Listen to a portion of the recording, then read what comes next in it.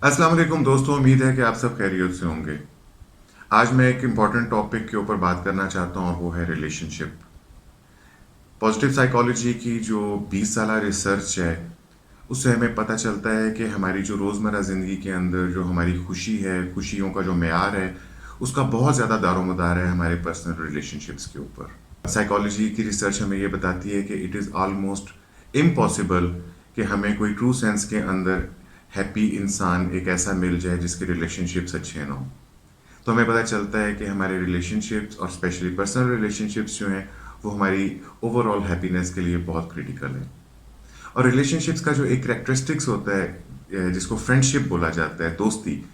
तो किसी भी रिलेशनशिप की मजबूती और उसकी फ्रेशनेस के लिए ये बात बहुत ज़रूरी है कि आपके रिलेशनशिप के अंदर फ्रेंडशिप का आंसर जो है वो कितना है। इवन जब बच्चे बहुत छोटे होते हैं तो उनके लिए जो इमेजिनरी फ्रेंड्स हैं वो भी उनकी हैप्पीनेस के अंदर बहुत कंट्रीब्यूट करते हैं। और इस तरह जब लोग ग्रो कर रहे होते हैं तो उनके स्कूल टाइम्स के अंदर, उनके कॉलेज टाइम्स के अंदर या जो ये वाली जो एज बनती है, इसके अंदर फ्रेंड्स की अवेलेबिलिटी जो है उनकी ओवरऑल जो है वेल बीइंग और हैप्पीनेस का बायस बनती है। और इसी तरह जब हम लोग अडल्ट हो जाते हैं उसके बाद जब रिलेशनशिप स्टार्ट करते हैं और स्पेशली जब मैरिड रिलेशनशिप्स हो जाते हैं, तो रिसर्च ये कहती है कि जो कपल्स, जो हस्बैंड वाइफ उनके दरमियान में फ्रेंडशिप एग्जिस्ट करती है तो उन्हें बैरूनी दोस्तों की तलब नहीं रह जाती या उसकी ज़रूरत नहीं रह जाती, बल्कि उनकी ज़िंदगी की खुशियों का दारोमदार इस बात पे हो जाता है कि as a couple, as husband wife आपका रिलेशनशिप कितना स्ट्रॉन्ग है और उसके अंदर कितनी फ्रेंडशिप है। रिलेशनशिप्स के हवाले से और स्पेशली मैरिड रिलेशनशिप यानी कि हस्बैंड वाइफ और एज अ कपल रिलेशनशिप की बुनियाद कैसे होती है, एक मजबूत बुनियाद कैसे बनाई जा सकती है और उसकी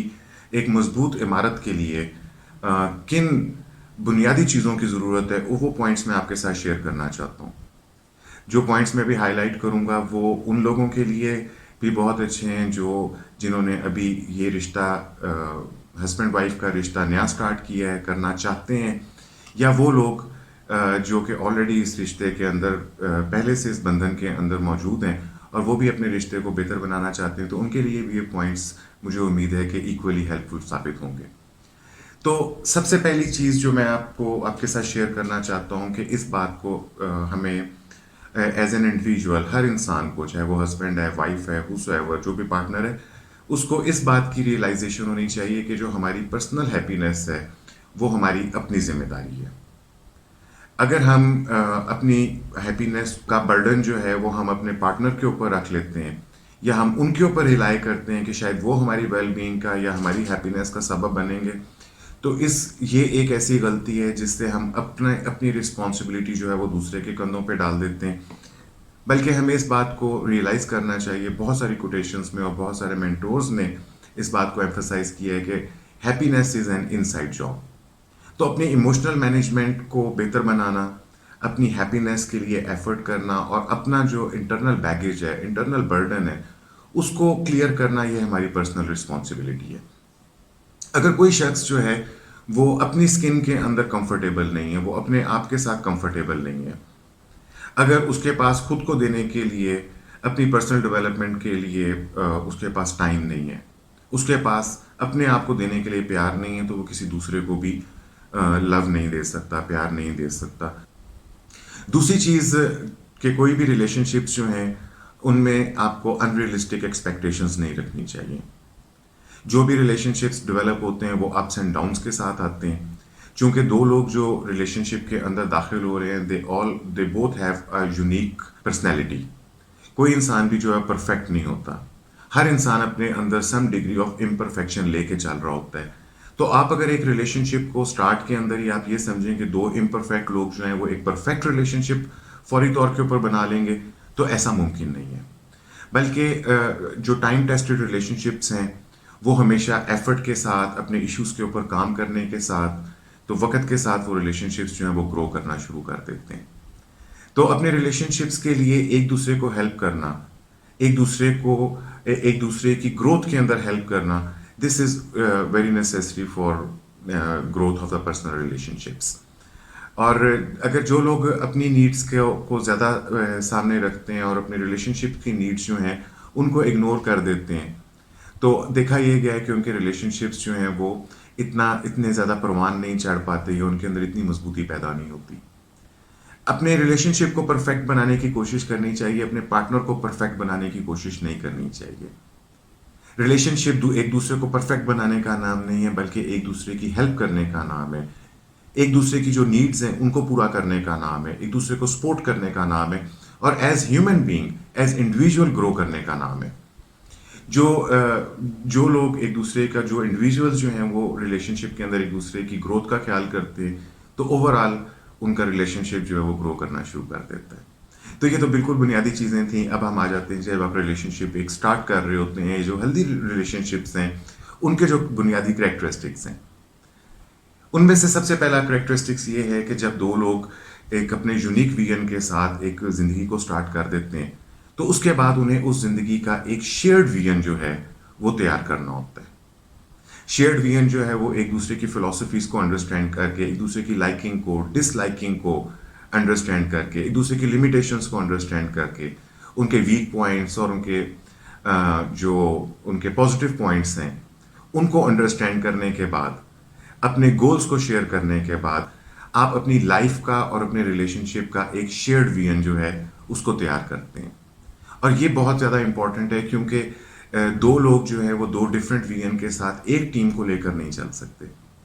हस्बैंड और वाइफ जो है वो एक टीम की तरह होते हैं, उनमें से किसी एक बंदे की जो हार है वो पूरी टीम की हार होती है। तो दो लोग जब एक शेयर्ड विजन के ऊपर सोचो विचार करते हैं, डिस्कशंस करते हैं और उसके मुताबिक अपनी प्रायोरिटीज़ जो है वो डिफाइन करते हैं, तो उनका विजन जो है वो ना सिर्फ ये कि उनके इंडिविजुअल्स के लिए जो है वो ग्रोथ का बाइस बनता है, बल्कि वो as a couple, as a team जो है वो लोग ग्रो करना शुरू करते हैं। जब लोग एक शेयर्ड विजन के ऊपर आ जाते हैं, तो यही वो टाइम होता है कि जब आप मेरी सोच, मैं ये चाहता हूँ से निकल कर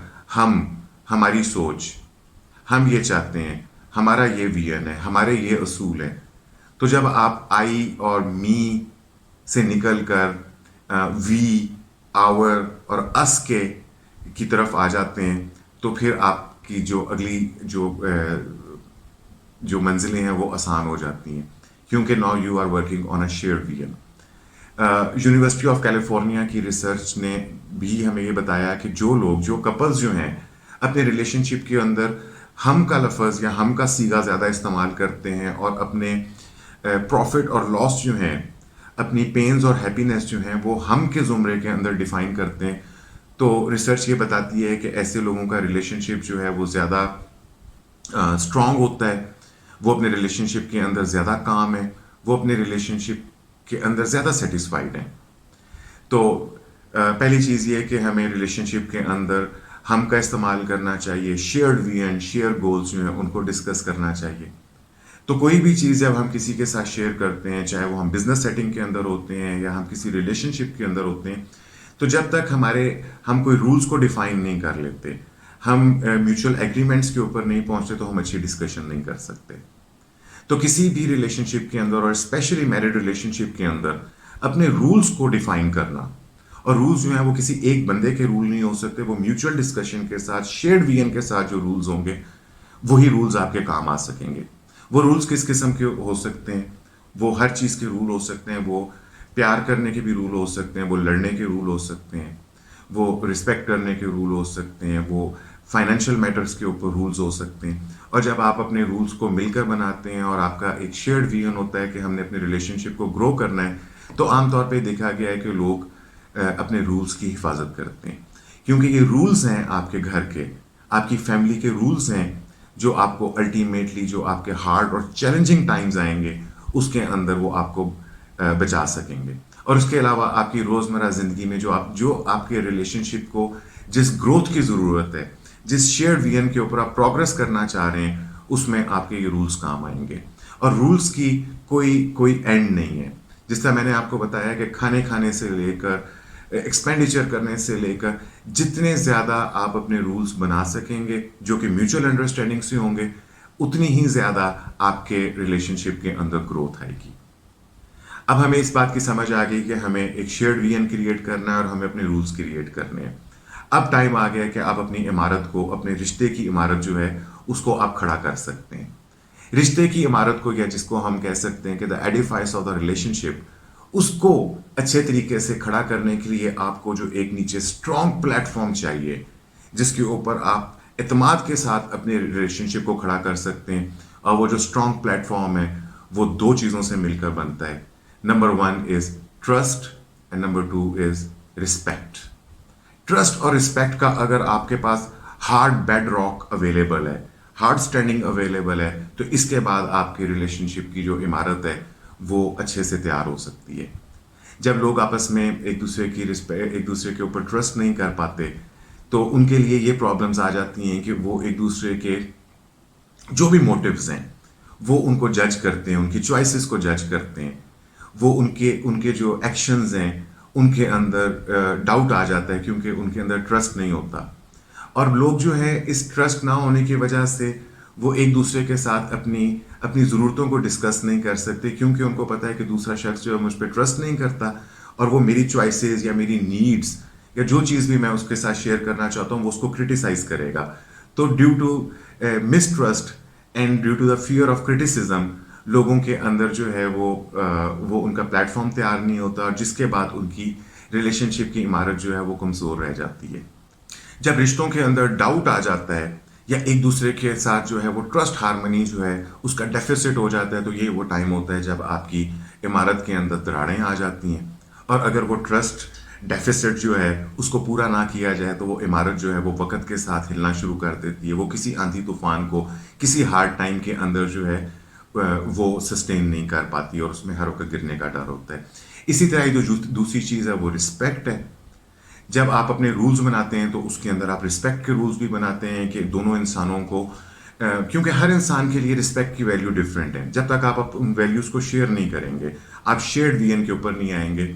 और एक शख्स जो है या एक पार्टनर जो है वो दूसरे के साथ उस तरीके से कम्युनिकेट नहीं करेगा, उस तरीके से बात नहीं करेगा कि दूसरे बंदे की सेल्फ रिस्पेक्ट जो है वो हर्ट ना हो, तो फिर आप कभी भी एक दूसरे के साथ इंटीमेसी और कंफर्टेबल लेवल जो है उसकी कोई सेंस जो है वो डेवलप नहीं हो सकती। जब ट्रस्ट नहीं होता तो आपके, या रिस्पेक्ट नहीं होती, तो आपके माइंड के ऊपर जो है वो एक लाइबिलिटी होती है, क्योंकि आपको दूसरे बंदे के हर एक्शन जो है वो डाउटफुल नज़र आता है, आपको उससे इंसल्ट फील होती है, आप उसके साथ बात करने में कंफर्टेबल नहीं होते। सो विद दिस, दूसरी चीज़ जो मैंने, यानी कि जो हमने स्टेप बाय स्टेप जो हमने शेयरिंग की है, उसके अंदर आपकी जो रिलेशनशिप की इमारत है उसके अंदर हार्ड बेड रॉक स्टैंडिंग जो है वो ट्रस्ट और रिस्पेक्ट के साथ कायम हो सकती है। जब आप एक दूसरे के साथ ट्रस्ट और रिस्पेक्ट कायम कर लेते हैं, आपके रूल्स बन जाते हैं, आपका शेयर्ड विजन जो है आप उसको डिस्कस करना शुरू हो जाते हैं, तो यहाँ से आपका सफ़र जो है वो आसान हो जाता है। इसके बाद जो आपके लिए बहुत इंपॉर्टेंट चीज़ होती है वो एक दूसरे को अंडरस्टैंड करना होता है। हम अपने आप को भी बहुत अच्छे से अंडरस्टैंड नहीं कर पाते, तो एक यूनिक पर्सनैलिटी जो कि जिसके अंदर फ्लॉज भी हैं, जिसमें पॉजिटिव भी हैं, नेगेटिव भी हैं, उसकी लाइफ की अपब्रिंगिंग जो है वो फ़र्क है, उसके बिलीफ फ़र्क हैं, उसके पेरेंट्स फ़र्क हैं, उसको क्या एक्सपोजर्स मिले, उसकी ज़िंदगी में क्या एक्सपीरियंसेस आए। तो इससे हमें दूसरे बंदे का, जब तक हम उसके साथ बातचीत नहीं करते, उसकी फ़िलासफ़ीज़ को सुनते नहीं हैं, हम उसकी लाइकिंग और डिसलाइकिंग को नहीं सुनते, उसके पॉइंट ऑफ व्यू को नहीं सुनते, तो हमें उसके स्ट्रॉन्ग और वीक पॉइंट्स का नहीं पता चलता। हमें इस बात की समझ नहीं आती कि उसका माइंडसेट जो है वो कैसा है। तो हमें एक दूसरे को अंडरस्टैंड करना बहुत ज़रूरी है, और ये जो अंडरस्टैंड करने का प्रोसेस है ये कोई एक टाइम का प्रोसेस नहीं है, क्योंकि वक्त के साथ, हर गुजरने वाले दिन के साथ हम एज एन इंडिविजुअल भी ग्रो कर रहे होते हैं, जिससे हमारा माइंडसेट भी चेंज हो रहा होता है, हमारा विजन भी चेंज हो रहा होता है, और हमारी नीड्स भी चेंज हो रही होती हैं। तो एक दूसरे को अंडरस्टैंड करना जो है ये एक कंटिन्यूस प्रोसेस है, और हमें एक दूसरे की यूनिकनेस का पता चलता है, एक दूसरे के अमेजिंग करेक्टरिस्टिक्स का पता चलता है। तो एक दूसरे को अंडरस्टैंड करना, एक दूसरे से क्वेश्चन करना, मीनिंगफुल क्वेश्चंस एक दूसरे के साथ करना, ये बहुत ज़रूरी है। स्टडीज़ हमें ये बताती हैं कि जो लोग रिलेशनशिप्स को स्टार्ट करते हैं तो इनिशियल कुछ महीनों के बाद, यानी कि फ्यू मंथ्स के बाद, लोग एक दूसरे से मीनिंगफुल क्वेश्चंस करना जो है वो छोड़ देते हैं,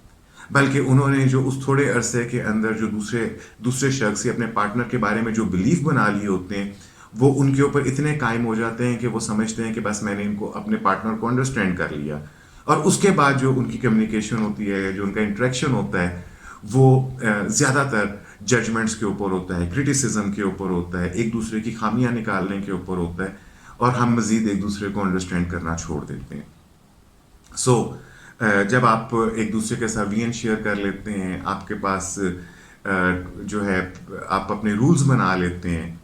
और आप एक दूसरे को ट्रस्ट और रिस्पेक्ट की वैल्यूज़ जो हैं वो देते हैं, और वो हम उनको वो प्लेटफॉर्म मुहैया करते हैं, और फिर उसके बाद एक दूसरे को हम अंडरस्टैंड करते हैं, और हम जब तक ये रिश्ता कायम रहता है हम एक दूसरे को अंडरस्टैंड करते रहते हैं। इसके बाद जो चीज़ हमारे लिए बहुत ज़्यादा इम्पॉर्टेंट है,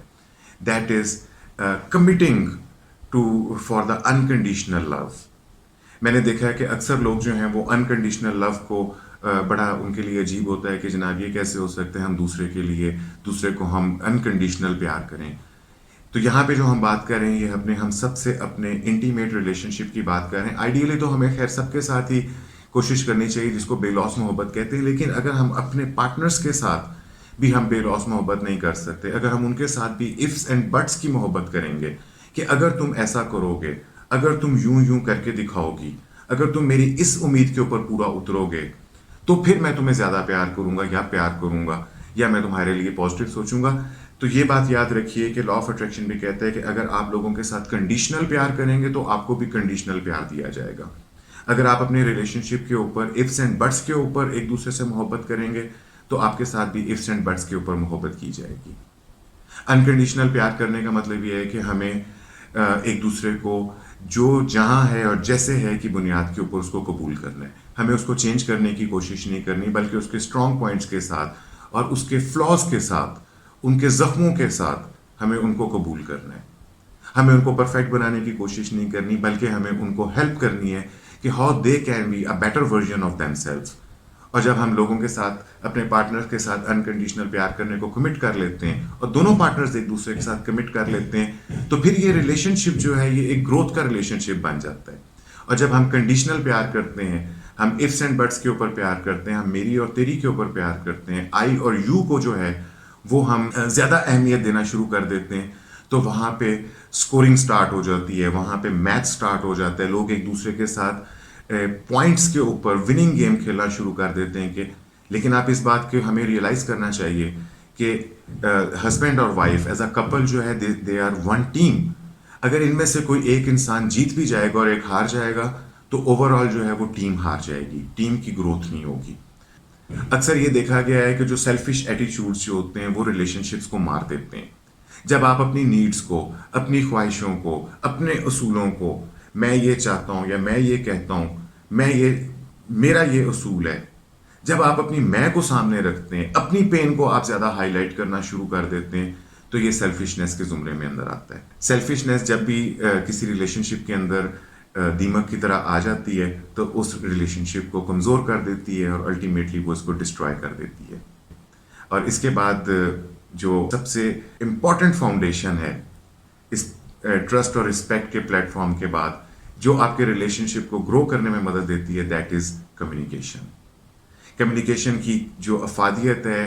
उसको हम कभी भी अंडरमाइन नहीं कर सकते, और हमें इसको कभी भी अंडरमाइन करना भी नहीं चाहिए, क्योंकि हम किसी के अंदर नहीं रहते। अगर आपने पर्सनैलिटी को अंडरस्टैंड करना है तो भी अगर आप कम्युनिकेट करेंगे तो आप करेंगे।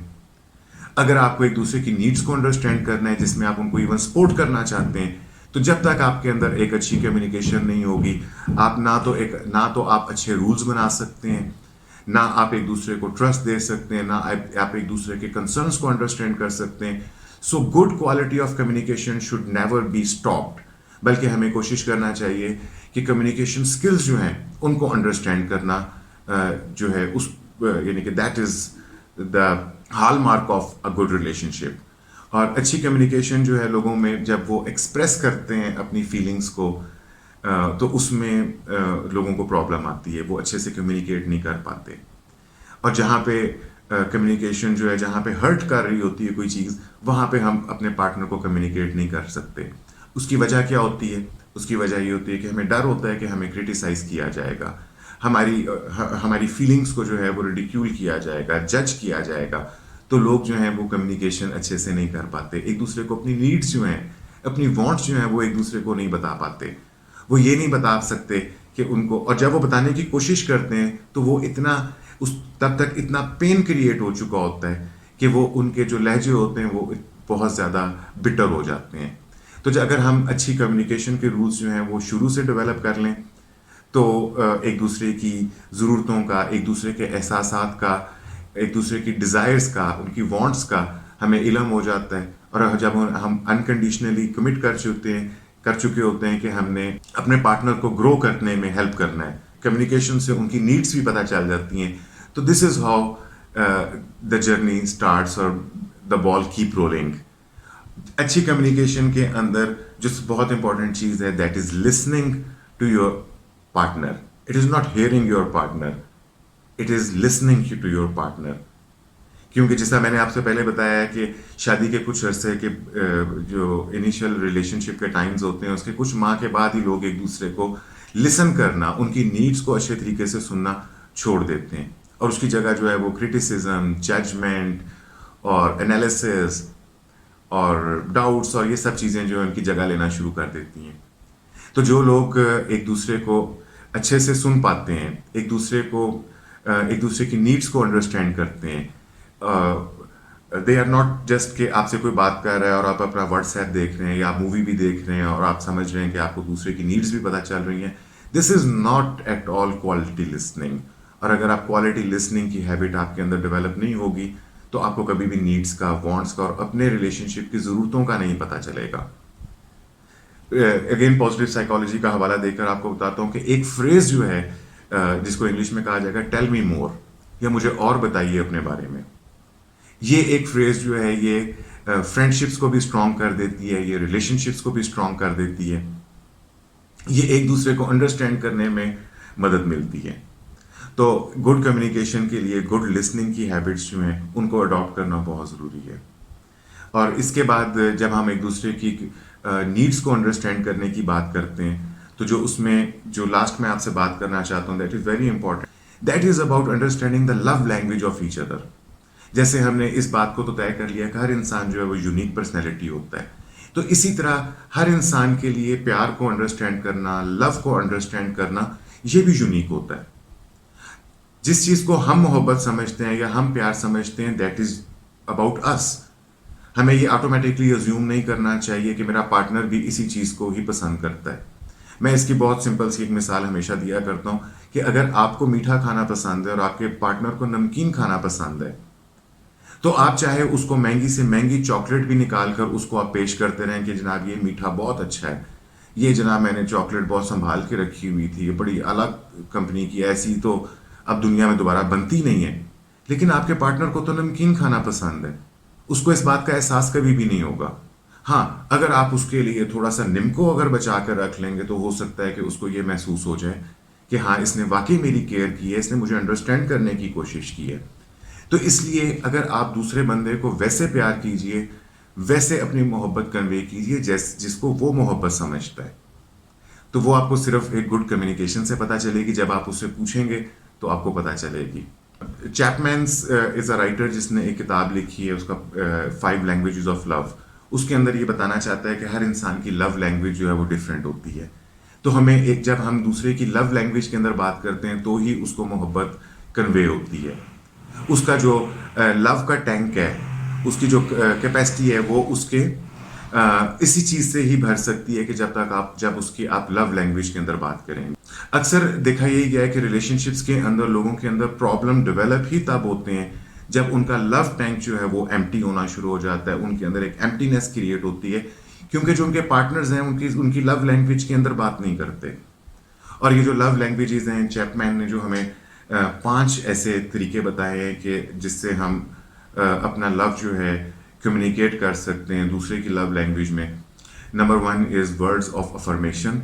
कि हम दूसरे लोग को कैसे कलमात के साथ उनको मुखातिब करते हैं, अपनी मोहब्बत का इजहार कैसे करते हैं,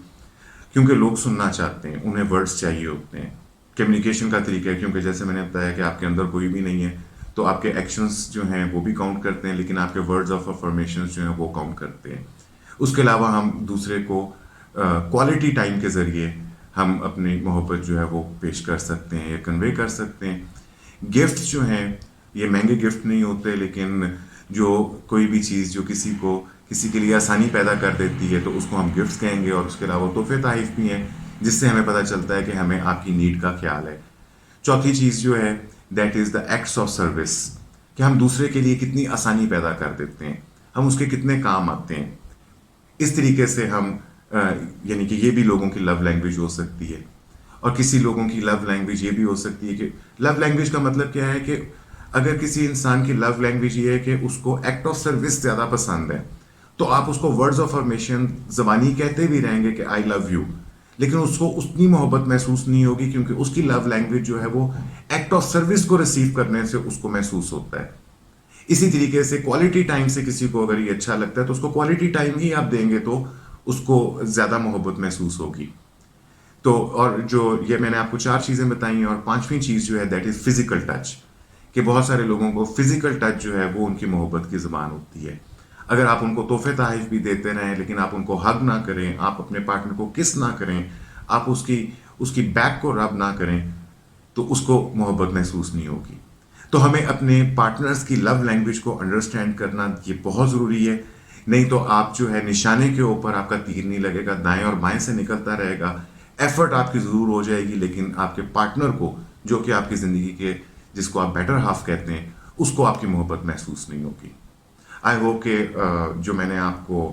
एक अच्छे रिश्ते की जो इमारत को तामीर करने के लिए जो बिल्कुल बुनियादी चीज़ें हैं जो मैंने आपके साथ शेयर की हैं, उससे आपको ज़रूर हेल्प होगी। और ये जो 5 लैंग्वेजेस ऑफ लव हैं, इसके बारे में इंशाल्लाह हम दोबारा बात करेंगे। अपना बहुत सा ख्याल रखिएगा। शुक्रिया।